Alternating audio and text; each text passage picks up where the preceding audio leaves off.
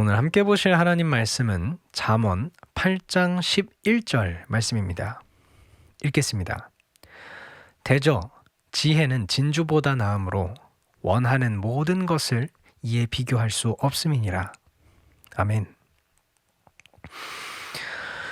네, 8장 10절을 말씀드릴 때 언급을 했던 이야기지만 이 본문은 10절도 그렇고 11절도 그렇고 잠언 3장에서 나오는 내용과 굉장히 흡사합니다.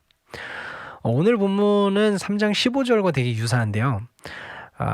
그래서 그런지 오늘 본문을 읽으면서는요, 이게 내용보다는 이 본문에서 기록하고 있는 그 내용보다는 좀 다른 게 되게 많이 눈에 들어왔어요.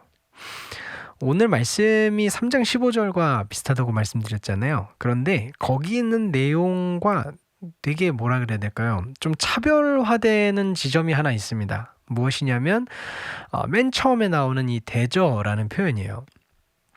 이 표현 때문에 오늘 읽은 말씀, 이 8장의 말씀이 뭐랄까요? 오리지널한 표현이 아니다라는 것을 생각해 볼 수 있었습니다. 그 오리지널한 표현이 아니다라는 거는 이 8장을 쓴 글쓴이 혹은 지금 말하고 있으니까 말하는 이가 맨 처음으로 사용한 말이 아니다라는 이야기입니다.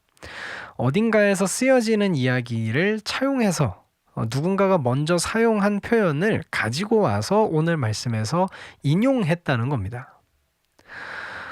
그것도 여기에서 생각해 볼 것은 뭐냐면 지금 이 글을 쓴 이 잠언 8장 11절을 기록한 그 글쓴이도 그리고 이 글을 읽는 독자도 굉장히 당연하게 받아들이는 아주 유명한 표현을 인용했다는 것을 알 수 있습니다. 왜냐하면 그렇게 되어야만, 그러니까 모두가 다 아는 표현이어야만 어딘가에서 사용됐었던 말이어야만 맨 처음에 나오는 이 대저라는 표현을 쓸 수 있기 때문에 그렇습니다. 대저라는 이 표현이요. 앞에 있는 말을 해놓고 그게 왜냐하면 하면서 이제 나오는 얘기라 그랬잖아요. 그쵸? 그러면 누군가를 설득하면서 야, 그 이유는 뭐냐면 왜냐하면 이것 때문이야 라고 이야기를 하는 거예요. 그러면 이 왜냐하면이라는 그 말은 앞 뒤에 있는 내용 자체가 납득이 가능해야 되고 만약에 인용하는 거라면 이것을 듣는 사람도 딱 듣고 그래 그런 표현이 있지라고 알고 있기 때문에 왜냐하면 요거야 라고 얘기할 수 있는 거잖아요. 그렇기 때문에 오늘 말씀에서 나오는 이 대저라는 표현은 글쓴이도 알고 이 글을 읽는 독자도 알고 모두가 알고 있는 표현이기 때문에 이것을 인용해서 썼다라고 추측해 볼 수가 있다는 겁니다. 자, 그렇기 때문에 이제 3장과 8장을 보고 우리는 굉장히 많은 이야기들을 할 수가 있는 거예요. 다시 3장으로 조금 돌아가 보면 이 3장은 솔로몬이 쓴 거잖아요.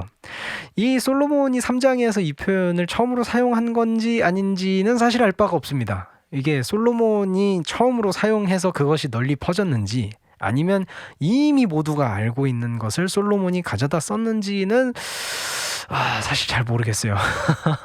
잘 모르겠는데 그래도 이 두 절이 이 3장과 8장의 표현이 아주 흡사하다는 거를 좀 염두해 본다면 이 8장의 말씀은 굉장히 높은 확률로 3장의 표현을 가지고 왔다, 차용했다라고 생각해 볼 수 있습니다. 그리고 3장의 내용과 8장의 내용에 뭐랄까요, 시간 텀이 좀 있다는 것도 좀 추측해 볼 수가 있어요. 3장이 쓰여지고 나서 긴 시간이 좀 흐른 다음에 8장이 쓰여졌을 거라는 얘기입니다. 왜 그러냐면, 그러니까 이건 추측이에요. 왜 그러냐면 그렇게 되어야 좀 긴 시간이 지나야 솔로몬이 썼던 이 내용이, 솔로몬이 말해줬던 이 내용이 이스라엘 백성들에게 퍼져야 될 거 아니에요, 그렇죠?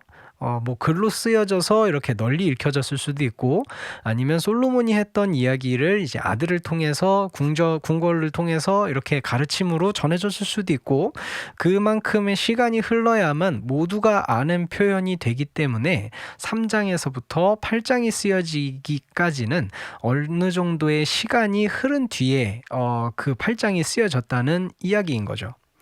자, 여기서 제가 깨닫게 된 게 한 가지가 있는데 뭐냐면 그걸 몰랐다는 게 아니고 다시금 깨닫게 된, 오늘 말씀을 통해서 다시금 생각해 볼 수 있었던 지점이 한 가지 있는데, 무엇이냐면 우리가 읽고 있는, 제가 읽고 제가 해석도 하고 이렇게 묵상하는 이 성경의 말씀들이 단순히 옛날에 쓰여진 어떤 글귀, 책, 그런 것이 아니다라는 겁니다. 이스라엘 민족의 삶에서 굉장히 깊이 있게 뿌리 박혀 있는 말씀이고, 그래서 이 이스라엘 민족이 삶에서 씨름하고 실천하고 그들의 삶을 통해서 열매를 맺고, 그렇기 때문에 대대로 전수되어 온 그런 격언이자 삶의 지혜, 그리고 이 이스라엘 백성들의 축적된 그 신앙의 고백이었음을 다시금 깨달을 수 있었습니다. 앞으로 계속해서 이 묵상하는 말씀들, 그 말씀들이 제 삶 속에서도 이 이스라엘 백성들이 겪었던 그런 것처럼 제 삶 속에서도 살아 움직이는, 그리고 실천이 되는 그 말씀이 되기를 소망합니다.